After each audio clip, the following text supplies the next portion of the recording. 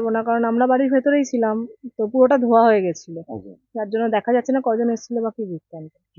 কি করেছিল আপনার মানে না, বোম? আমরা ঘরের ভেতরে ছিলাম প্রথম, মানে প্রচন্ড ভাবে দুটো আওয়াজ হয়েছে। তো আমরা যে দেখলাম জানলা থেকে, তো পুরো ধোয়া হয়ে গেছে। আচ্ছা।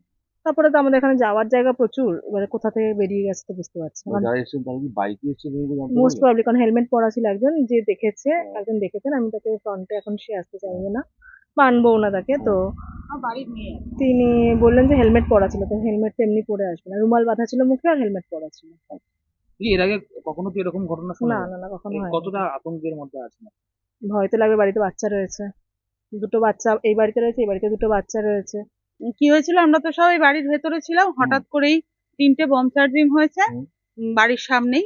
তো আমরা তো বুঝতে পারলাম না যে কি হলো, তারপরে বাইরে বেরিয়ে দেখি পুরোটা ধোঁয়া হয়ে গেছে। আমরা হুম।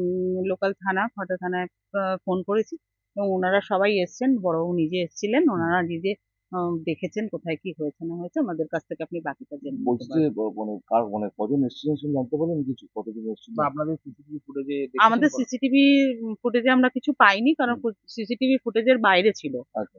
আর এতটাই অন্ধকার আমাদের বাজারের ওই জায়গাগুলো, যেখান থেকে কিছু কাউকে রেকগনাইজ করা বা কিছু করা সম্ভব না। খুব দূর থেকে কি করা হয়েছিল? হ্যাঁ, দূর থেকে, এই তো রাস্তার ওপার থেকে আমাদের বাড়িতে মারা হয়েছে। কোন দিকটাতে মারা হয়েছে? এই তো সামনে, এই যে আমাদের এখানে গ্রিলে, আমাদের বাড়ির ভেতরে মারা বাড়িতে হয়েছে। কি কোনো ক্ষতি হয়েছে তার জন্য? না, বাড়িতে ক্ষতি হয়নি, ওই গ্রিলটার মধ্যে লেগেছে, গ্রিলে যতটুকুনি রং উঠে গেছে বা এই ধরনের কিছু হয়েছে।